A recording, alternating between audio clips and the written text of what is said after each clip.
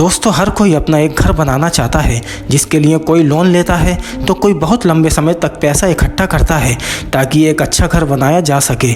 लेकिन घर बनाते समय हमारा फालतू का खर्च बहुत ज़्यादा हो जाता है और कई बार पैसों की कमी के कारण हम वैसा घर नहीं बना पाते जैसा हम चाहते हैं। इसलिए आज हम आपको इसी के बारे में बताने वाले हैं कि घर बनाते समय होने वाले फालतू खर्चों को कम कैसे किया जा सकता है। हम आपको इस वीडियो में ऐसी ज़रूरी बातें बताने वाले हैं जिनका घर बनाते समय हम ध्यान रखकर आप खर्च को 2 से 3 लाख रुपए कम कर सकते हैं और लाखों रुपए बचा सकते हैं। तो आइए शुरू करते हैं। दोस्तों सबसे पहली जो चीज़ होती है वो है ब्रिक वर्क। ब्रिक वर्क जो होता है वो हमारे घर में बहुत पैसा लगवाता है। दोस्तों ब्रिक वर्क में 9 इंच की दीवारों को हर जगह लेना ज़रूरी नहीं होता है। यही हम लोग गलती कर जाते हैं क्योंकि हम 9 इंची की दीवारें हर जगह दे देते हैं। मतलब बाहर की दीवारें भी 9 इंची की हैं और अंदर की दीवारें भी 9 इंची की दे देते हैं। इससे कोई फ़ायदा नहीं होता है। दोस्तों आपको करना क्या है, आप जब अपने मकान में कॉलम दे रहे हैं और साथ में बीम दे रहे हैं तो कॉलम और बीम पर ही लेंटर का वजन डिस्ट्रीब्यूट हो जाएगा। वहाँ ब्रिक वर्क का काम सिर्फ पार्टीशन बनाने का होगा। आपको बाहर की दीवारें 9 इंची की करनी है और अंदर की दीवारें 4 इंच की करनी है। दोस्तों ब्रिक वर्क को जोड़ने में जो पेस्ट बनता है यानी मसाला बनाना है वो 6:1 का बनाओ क्योंकि आपको सिर्फ ब्रिक को जोड़ना है। दोस्तों अगला पॉइंट है सीमेंट। आपको सीमेंट पीपीसी ही यूज़ करनी है, इससे ब्रिक वर्क में कोई दिक्कत नहीं आएगी। अगर मैं सीमेंट की बात करूं तो सीमेंट में ही हम बहुत खर्चा कर देते हैं। जब स्लैब की बात आती है या फिर फाउंडेशन की बात आती है तो कंपनियां क्या करती हैं, स्लैब का सीमेंट अलग, फाउंडेशन का सीमेंट अलग और वाटर प्रूफिंग सीमेंट अलग। इसमें क्या होता है 30 से 40 रुपए नॉर्मल सीमेंट से बढ़ाकर दे देती हैं। दोस्तों पहले के घर भी 100 साल चल जाया करते थे। पहले ओपीसी या पीपीसी सीमेंट से ही घर बनाए जाते थे। आपको क्या करना है, अपने घर के लिए पीपीसी सीमेंट ले लो या ओपीसी सीमेंट ले लो। दोस्तों पीपीसी सीमेंट 5 से 10 रुपए सस्ता होता है ओपीसी सीमेंट से। आपको पीपीसी सीमेंट और ओपीसी सीमेंट ले लेना है। आपको वाटर प्रूफिंग या वाटर शेल्फ ये वाले सीमेंट नहीं लेने हैं, इसमें कुछ नहीं रखा है। ओपीपी और ओपीसी भी अच्छा सीमेंट है। दोस्तों एलिवेशन में खर्चा हमारा ज़्यादा होता है। आप सिंपल डिज़ाइन रखो, ज़्यादा डिज़ाइन देने की ज़रूरत नहीं है। ज़्यादा डिज़ाइन में क्या होता है, लेबर भी ज़्यादा लगती है और मटेरियल भी ज़्यादा जाता है। अगर आपके पास 2000 से 3000 स्क्वायर फीट का एरिया है, इसमें आप पूरे में घर मत बनाओ, ड्यूप्लेक्स बनाने की कोशिश करो। उसमें क्या होता है, हमारा फुटिंग का और प्लिंथ बीम, स्लैब या ब्रिक का खर्चा बच जाता है और जगह काफ़ी बच जाती है और आगे का एरिया ओपन रखो, वो अच्छा भी दिखेगा और घर बनाने का खर्च उसमें बचेगा ही बचेगा। दोस्तों जब फिनिशिंग की बारी आती है और टाइल्स लगाने की बारी आती है तो उसमें क्या करना है, आपको पूरे घर के लिए सेम टाइल्स लेनी है। अगर आप अलग रूम के लिए और अलग अलग जगह की टाइल्स लोगे तो उसमें खर्चा बढ़ता है। अगर आप सेम टाइल्स सारे रूम्स के लिए लोगे तो वो काफ़ी अच्छी दिखेगी और खर्च बचेगा ही बचेगा। दोस्तों खर्च बचाने का बहुत ही इंपॉर्टेंट पॉइंट होता है, वो होता है कॉन्ट्रैक्टर यानी कि ठेकेदार। आपको लेबर कॉन्ट्रैक्टर हायर करना है।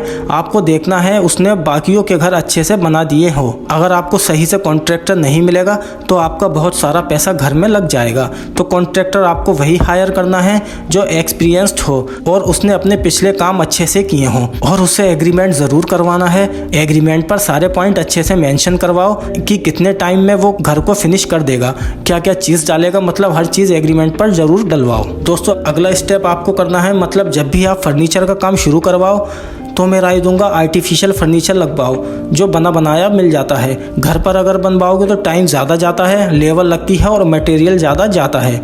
जो दरवाजे वगैरह हैं वो रेडीमेड ले आओ, बोर्ड वगैरह के मिल जाते हैं मार्केट में, ये सस्ते मिल जाते हैं और डिज़ाइन भी बहुत होते हैं। विंडो की अगर मैं बात करूँ, आपको अपने घर में इतनी ही विंडो देनी है जितना ज़रूरी हो। मैंने देखा है कुछ लोग कमरे में 3-3 विंडो दे देते हैं। इतनी विंडो की ज़रूरत नहीं होती है, एक ही विंडो वेंटिलेशन के लिए काफ़ी होती है। जितनी ज़्यादा विंडो लगाओगे उतनी ज़्यादा फ्रेम का खर्च और लकड़ी का खर्च। तो ये सब चीज़ें भी आपको ध्यान रखनी है। और हमारे घर में सबसे ज़्यादा जो खर्चा होता है वो मटेरियल का होता है।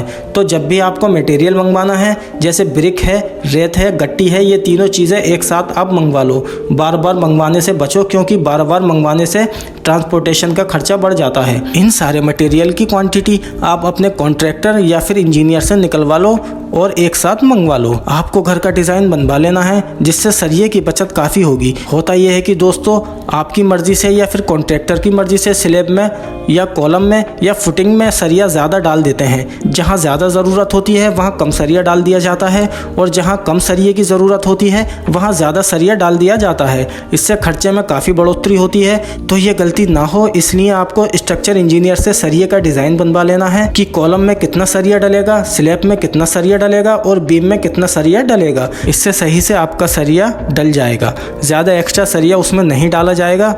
यहाँ आपको पैसे की बचत होगी ही होगी। और ज़रूरी नहीं कि जिंदल टाटा का स्टील हो। आपको क्या करना है, आपके एरिया में जो स्टील मिलता है 550 ग्रेड का हो और ISO वेरीफाइड स्टील हो, वो स्टील यूज़ करो, उसमें कुछ नहीं होता है। यार आपको सिंगल या डुप्लेक्स घर तो बनाना ही है, इसमें टाटा या जिंदल की कोई ज़रूरत नहीं है। बस 550 ग्रेड का सरिया होना चाहिए और ISO वेरीफाइड होना चाहिए। जब आपको घर की स्लैब डालनी है तो आपको क्या करना है, 6 इंच की स्लैब डालनी है, उससे ज़्यादा नहीं डालनी है। इससे ज़्यादा डालोगे तो आपका मटेरियल जाएगा ही जाएगा और लेबर भी जाएगी। और सबसे इम्पोर्टेंट चीज़ है फिनिशिंग की। फिनिशिंग का जो काम होता है उसमें हमारा 500 से 600 स्क्वायर फीट का लगता है। आपको फिनिशिंग का जो मटेरियल लेना है वो लोकल मार्केट से लेना है, उससे भी आपका काफ़ी खर्चा बच जाएगा। साथ साथ मैं एक बात और कहूँगा, जब भी आपको घर की कंस्ट्रक्शन स्टार्ट करानी है वो फरवरी से मई के बीच करनी है। ये मौसम कंस्ट्रक्शन के लिए बेस्ट होता है, मानसून की प्रॉब्लम नहीं होती है इस टाइम पर। तो इन सारे पॉइंट्स को आप ध्यान से फॉलो करोगे तो आपका काफ़ी खर्च बचेगा। तो दोस्तों उम्मीद करता हूँ आपको ये सारे पॉइंट्स अच्छी तरह से समझ आ गए होंगे और उम्मीद करता हूँ आपको ये वीडियो भी पसंद आई होगी। प्लीज़ कमेंट बॉक्स में कमेंट करके ज़रूर बताएं और हमारे यूट्यूब चैनल MNS क्रिएशन को ज़्यादा से ज़्यादा सब्सक्राइब करें और शेयर करें। तो दोस्तों मिलते हैं नेक्स्ट किसी दूसरी वीडियोज़ में, तब तक के लिए keep smiling and spreading love. Thank you.